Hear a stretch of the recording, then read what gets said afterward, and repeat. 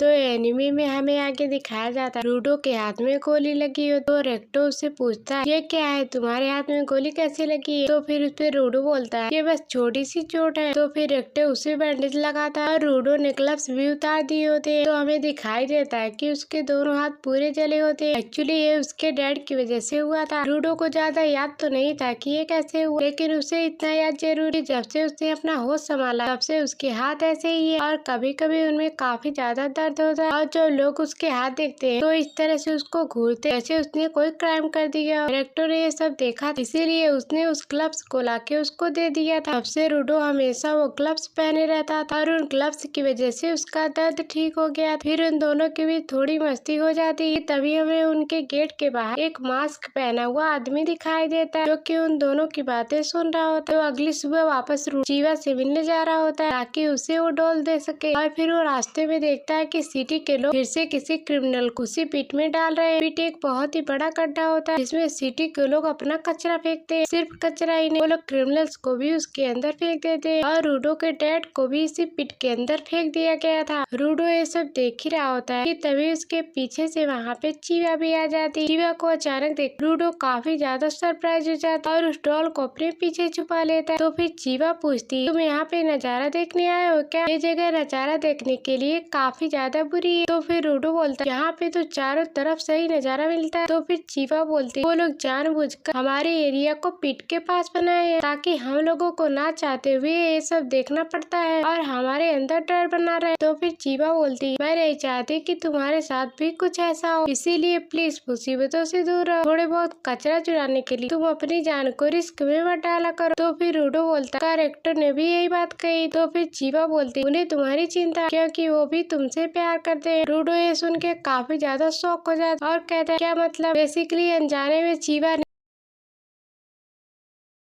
रूडो से कॉन्फ्रेंस कर लिया कि वो भी उससे प्यार करती है, जिसके बाद वो खुद ही शर्मा जाती है और रूडो तो खुशी के मारे पागल हो जाता है। वो वहाँ पे उछलने कूदने लगता है। तभी चीवा की नजर उस डॉल पे पड़ती है। वो पूछती है क्या वो तुम मेरे लिए लाए हो? तो फिर रूडो बोलता है हाँ ये तुम्हारे लिए ही है, लेकिन ये कचरे से उठा के लेके आया हूँ तो शायद ये तुम्हें पसंद ना आए। लेकिन चीवा फिर भी उस डॉल को ले लेती और बोलती ये बिल्कुल परफेक्ट है, मैं हमेशा इसको अपने साथ रखूंगी। अब रूडो के खुशी का ठिकाना ही नहीं था।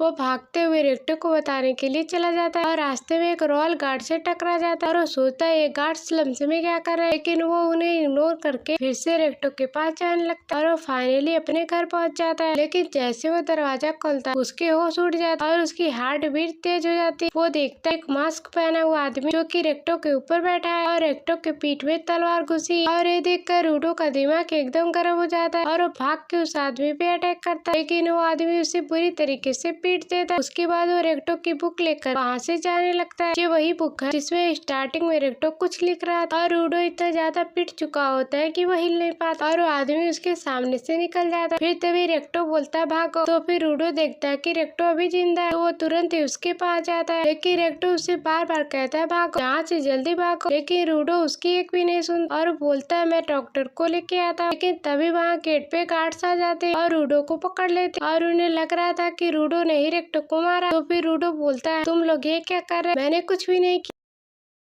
जिसने मारा है वो अभी अभी बाहर गया, तुम लोग उसके पीछे जाओ और उसे पकड़ो। लेकिन उसकी बातों पे कोई विश्वास नहीं कर। तो फिर रूडो बोलती ये अभी भी जिंदा है तो इसी से पूछ लेते कि ऐसा मैंने नहीं, लेकिन सबसे पहले इसे डॉक्टर के पास ले चलो। लेकिन गार्ड बोलता है ठीक से देखो वो मर चुका है और तुम्हारे कपड़ों पे खून भी लगा है। रूडो बहुत ही ज्यादा समझाने की कोशिश करता है लेकिन कोई भी नहीं सुनता और एक पंच मार के उसे बेहोश कर देते हैं। ये खबर आसपास के लोगों में फैल जाती है कि बाप की तरह बेटा भी कातिल निकला और थोड़ी देर बाद रूडो को भी पिट में फेंकने की तैयारी होने लगती है। वो बोलते भले ही तुमने ट्राइफॉल्स का मर्डर किया लेकिन किसी का मर्डर एक दंडनीय अपराध है और इस जुर्म के लिए तुम्हें पिट में फेंका जाएगा। रूडो को बिल्कुल समझ में नहीं आ रहा था कि ये सब अचानक से क्या हो गया। अभी कुछ देर पहले वो कितना ज्यादा खुश था और एक साथ मुसीबतों का पहाड़ टूट गया।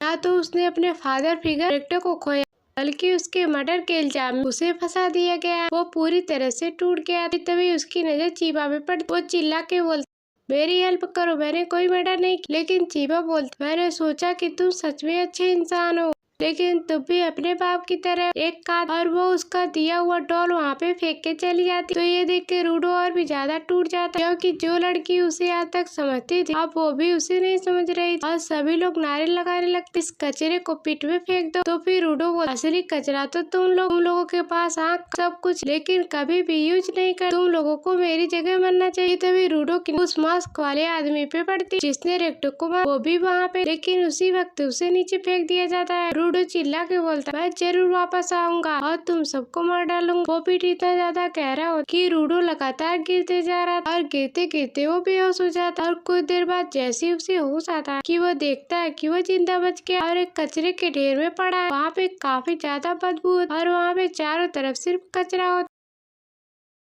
लेकिन तभी उसके पीछे एक जॉइंट मास्टर आ जाता है जो सिर्फ कचरे से बना होता। उसे देखकर रूडो को रियलाइज हो जाता है पिट में सिर्फ कचरा ही नहीं होता, और वो तुरंत ही उससे दूर भागने लगता। लेकिन वहाँ पे एक के बाद एक जॉइंट मास्टर आने लगते हैं और सारे मास्टर कचरे से ही बने होते हैं। रूडो जैसे तैसे अपनी जान बचा के भाग रहा होता है। वो सोचता है कि मैं इतने ऊपर से गिर के सर्वाइव कर गया, मैं इतनी आसानी से इस मास्टर के हाथों नहीं मरने वाला। लेकिन तभी उसे खून की उल्टियाँ होने लगती, ये सब पोल्यूशन की वजह से हो रहा। वहाँ पे इतनी ज्यादा गंदी हवा कि वहाँ पे सांस लेना भी काफी ज्यादा मुश्किल हो रहा, लेकिन वो फिर भी खुद को किसी तरह से संभालता है और वहाँ पे पड़ी हुई एक रोड को उठाता है और उस मॉन्स्टर से फाइट करने का डिसाइड करता है। कि तभी हमें वहाँ पे एक मास्क लगाया हुआ बंदा दिखाई देता है जो कि दूर बैठ अपने स्कोप से रूडो को देख रहा होता है। वो देखता है कि रूडो मॉन्स्टर से फाइट कर रहा है और वो भी एक रोड के साथ, हालांकि काफी ज्यादा बुरी तरीके से पिट रहा और बीच बीच में खून की उल्टियाँ भी कर रहा, लेकिन फिर भी वो हार नहीं मानता और उनमें से एक मॉन्स्टर को मार देता। लेकिन तभी वहाँ पे दूसरा मॉन्स्टर भी आ जाता है और वो उसके ऊपर अटैक कर देता है और फिर रूडो काफी ज्यादा दूर जाके गिर और वो देखता है कि वहाँ पे एक मास्क लगाया बंदा होता है जो कि एक अम्ब्रेला लिया होता। वो जो बंदा होता वो सबसे पहले रूडो को एक गैस मास्क देता है और वो मास्क लगाते ही उसके खून की उल्टियाँ बंद हो जाती और वो नॉर्मली सांस ले पा रहा और वो काफी सारे क्वेश्चन पूछने लगती, कौन हो, अरे मॉन्स्टर कौन और हम यहाँ पे कहाँ हैं? लेकिन वो बंदा धीरे से बोलता है चुप हो जा। लेकिन रूडो बोलता है कैसे चुप हो जा, मुझे बताओ, मैं अभी अभी यहाँ पे आया हूँ, मुझे कुछ भी नहीं पता है, कुछ तो बता दो। फिर वो बंदा फिर से धीरे से बोलता है अपना मुंह बंद कर। तो फिर रूडो बोलता है तुम इतना धीरे धीरे क्यों बोल रहे हो, मुझे कुछ भी समझ में नहीं आ रहा कि तुम क्या बोल रहे हो, और उस पर चिल्लाने लगता है। इसके बाद वो बंदा काफी ज्यादा गुस्सा हो जाता है और रूडो के ऊपर चिल्लाने लगता,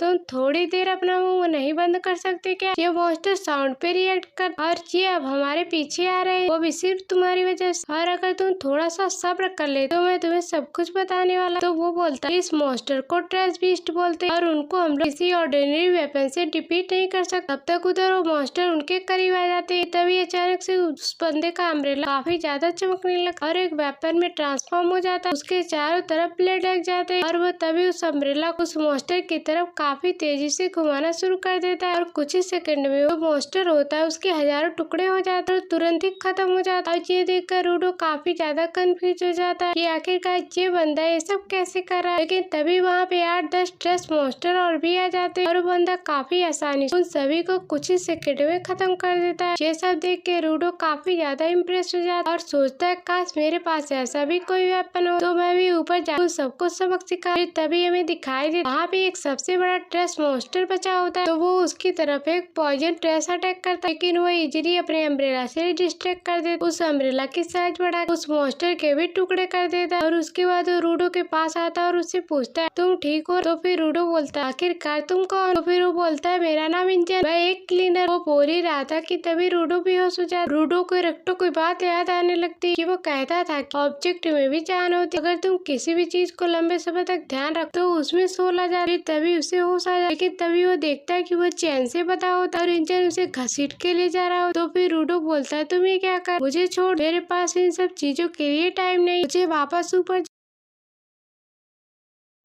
सॉरी ये पॉसिबल नहीं, जहाँ से तुम आए हो उसे स्पीयर बोल, और वो कभी एक जगह पे नहीं हो, मतलब कंटिन्यूअसली मूव करते रहते, इसीलिए तुम शांत हो, तो इसीलिए तुम यहाँ हमेशा के लिए फंस चुके। लेकिन रूडो बोलता भी हो मुझे कोई भी नहीं रोक सकता, वापस से स्पीयर पे जाने कोई ना कोई तरीका जरूर हो। तुम मुझे सब कुछ बता इस वर्ल्ड के बाद, तुम्हारे इस पावर के बाद और उन मॉन्स्टर के बारे, जब तक तुम मेरे सारे सवालों का जवाब नहीं देते मैं चुप नहीं रहूँ। एंजल बोल सीरियसली तुम्हें चुप नहीं रहने, तो अगर तुम्हें इतना ही इस वर्ल्ड के बारे में जानने, तो चलो मैं तुम्हें दिखाई देता। और वो रूडो को खींचते एक सुनसान वैली में ले जाने लगा। वो बोल जहाँ तुम्हारे सवालों का जवाब मिलेगा। तो इतना बोल वो उसे वहाँ पे छोड़कर चला जाता। तो फिर रूडो वहाँ पे कुछ ट्रक और 4-5 लोग जो कि गैस मास्क लगाए, वो लोग रूडो के पास आए और उससे पूछते क्या तुम स्पेयर से आए? तो रूडो स्पेयर से नीचे गिरा। तो इतना सुन वो लोग अपने मास्क उतार के फेंक देते और काफी ज्यादा एक्साइटेड हो जाते और बोलते क्या तुम सच में स्पेयर से आए? हमने कभी भी स्पेयर के लोगों को जिंदा नहीं, मोस्टली जो भी ऊपर से आते वो सभी मर जाते। वो सभी पूछते और तुम्हें चेन में किसने बांधा?